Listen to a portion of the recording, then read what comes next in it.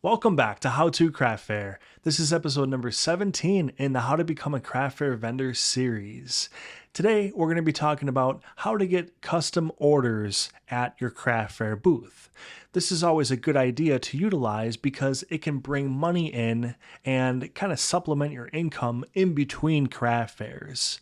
So during this video, I'm going to give you a bunch of tips and tricks on how to make that happen during a craft fair. Let's go ahead and get started. Okay, so the first thing that you want to be doing is to display some kind of a sign that lets shoppers know that you offer customization at your booth. So the first rule is that you always want to stick to something basic and simple for the sign itself. You never want to overcrowd it or jam too much text and wording in. So basically just keep it simple. Less is more in this particular situation. Now, a couple examples that you can put on the sign are ask me about custom orders, or else you can do something like get yours customized, ask me how. Now, just on a side note, there's a couple of different reasons why you don't want to put too much wording into this sign.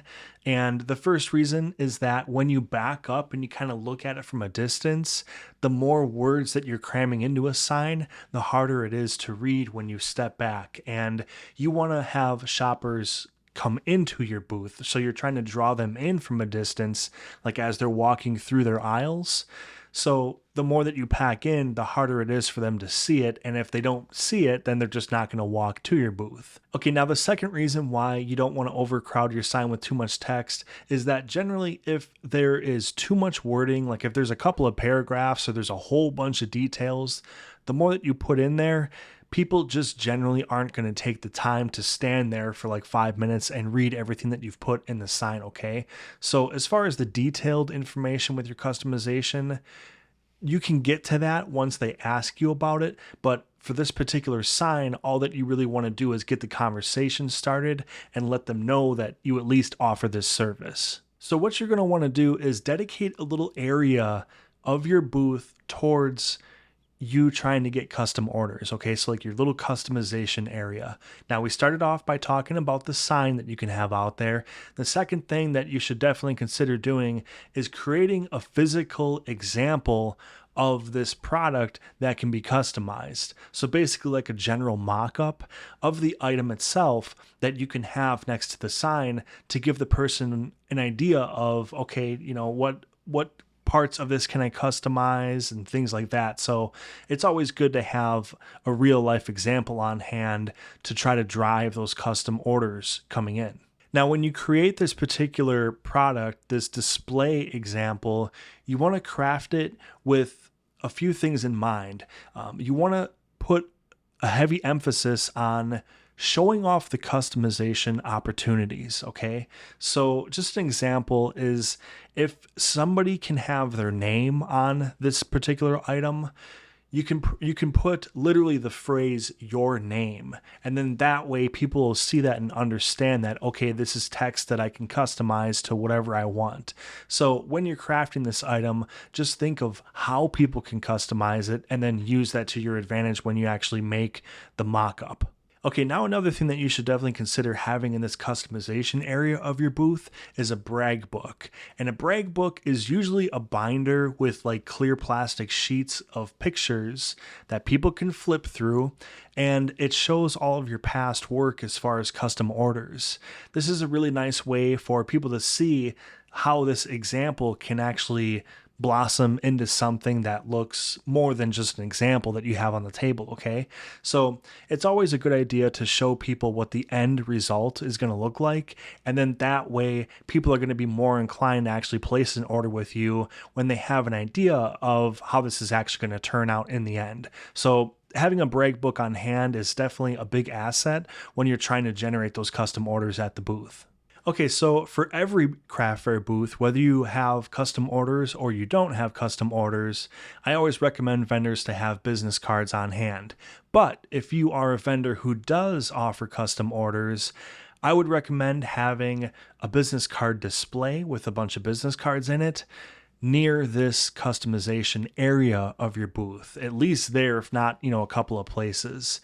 The reason why you want to have business cards there is that you should take advantage of the opportunity to put something on your business cards that mentions customization. Okay, so you could put something as simple as ask me about custom orders, and then that way you have your contact information or a QR code or whatever, but there's a way for people to contact you, and now they know that you do custom orders. Okay, so this is definitely going to help you to receive some email inquiries about, your customization, what you can all do, what you're capable of, all that sort of thing. But like I said, you want to have those business cards definitely in this area where you have your customization feature set up at your booth.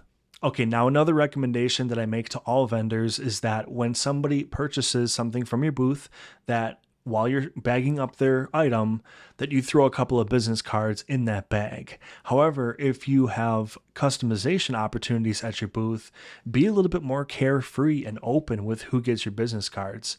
Don't just, kind of hold out for the buyers only. If you have a shopper who's kind of engaging in conversation with you, and you know how you get those shoppers who are kind of teetering, and sometimes they buy and sometimes, they don't end up buying, but you can tell they're interested. Give them a business card and then tell them, hey, I offer customization. So if you don't make a purchase today, just, at least give my booth some thought and maybe we can connect later on.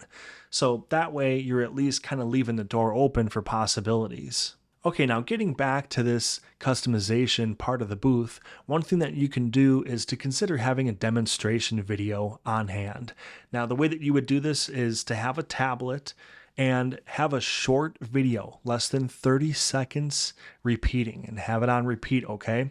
And the context of this video, what you can have in there is there's a few different things. You can have a time lapse of you crafting this particular item, like an example of it, or you could just go through like a list of customizations and features and the different options that people might have. So the choice is kind of yours, but by having a video next to this, it gives a little bit more insight into, kind of the exciting options and things like that. It gets people it's kind of like the same effect as people being able to hold an item. They just get like a connection with it. And if they can see something made or see all the options that they have to pick from, then this is even better. This is kind of taking that next step. So this is definitely something to consider at the booth. But like I said, you have to keep it a short video, less than 30 seconds.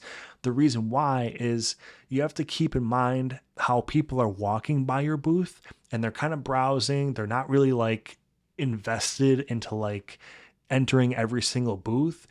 It's kind of like fishing. You want to throw, your bait out there and you want it to be quick, okay?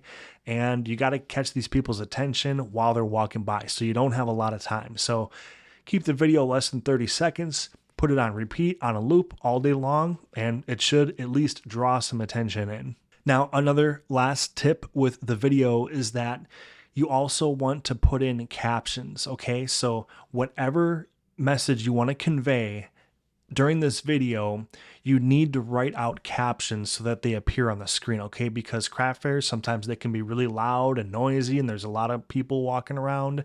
And even if you have like the volume turned up on a tablet, people might not hear, or you might not want to turn the volume up on the tablet for whatever reason, okay? So it's always a good idea to have captions on the screen so that, again, you can just convey that message to people very, very quickly. Okay, so now let's start talking about the details of customization and how you should be offering this up at your booth. So you want to have options for customization, but they also need to be realistic, all right? So on a piece of paper, you can either do this one of two ways. You can print out a bunch of handouts and then give them to everybody who asks, okay? So when they ask you about customization, you can hand them a sheet that's printed off. Or you can just print one sheet, laminate it, and then just have it at your booth and say, okay, you asked me, here it is, but then just, keep reusing that same sheet. Up to you, whatever.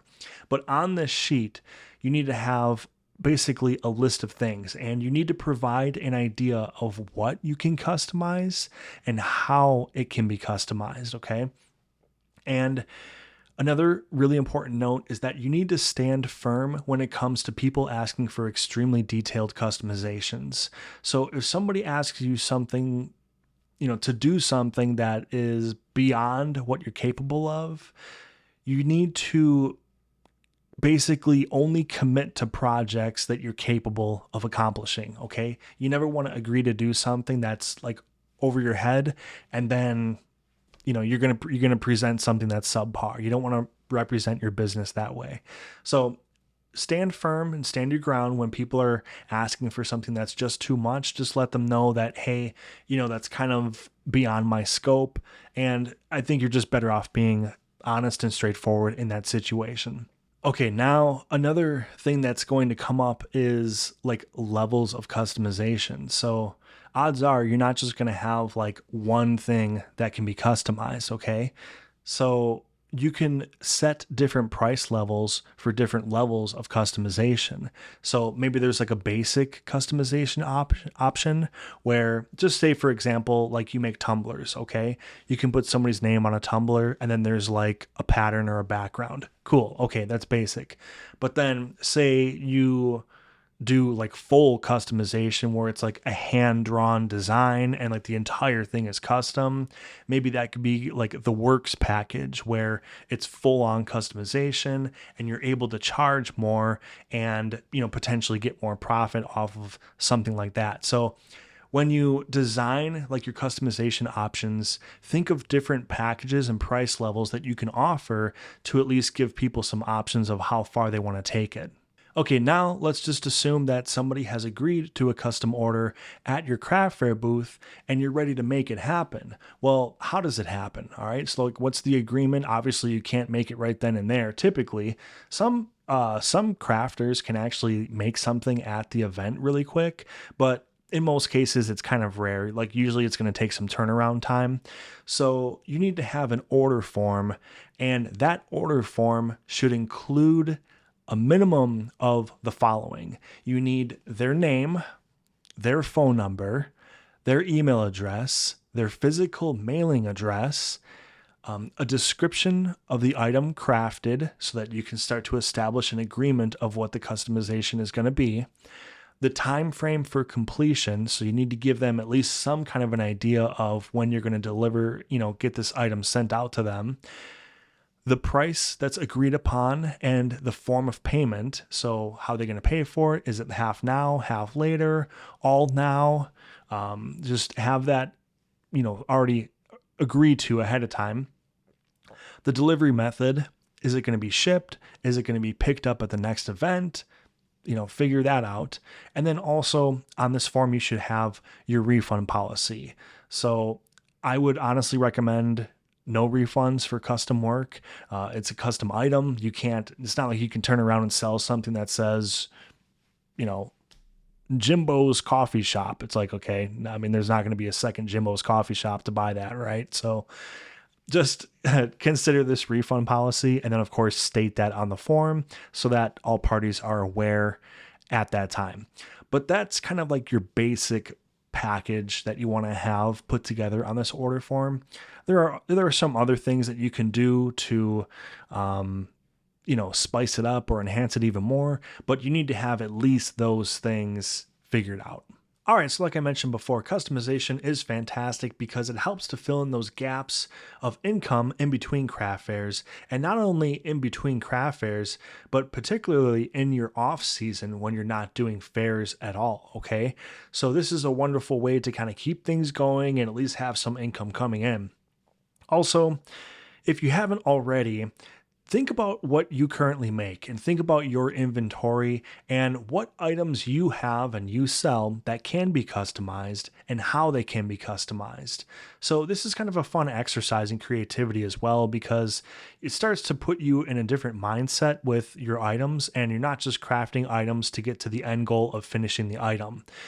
It gives you an idea of how you can think outside the box, where it's like, what can be tweaked and what can be altered on a item by item basis. So it's a lot of fun to think about, regardless if you're going to go through with customization or not. Maybe it'll just provide more variety in your items in particular. So Like I said, this was episode number 17 in the How to Become a Craft Fair Vendor series. We're getting down there, you guys. And I want to let you know right now that episode number 20 in this series is the grand finale. It is the big video, the one that you're waiting for, okay? So be sure to subscribe to the channel and click on this playlist above to check out all the other videos in the How to Become a Craft Fair Vendor series. Thank you all so much for watching.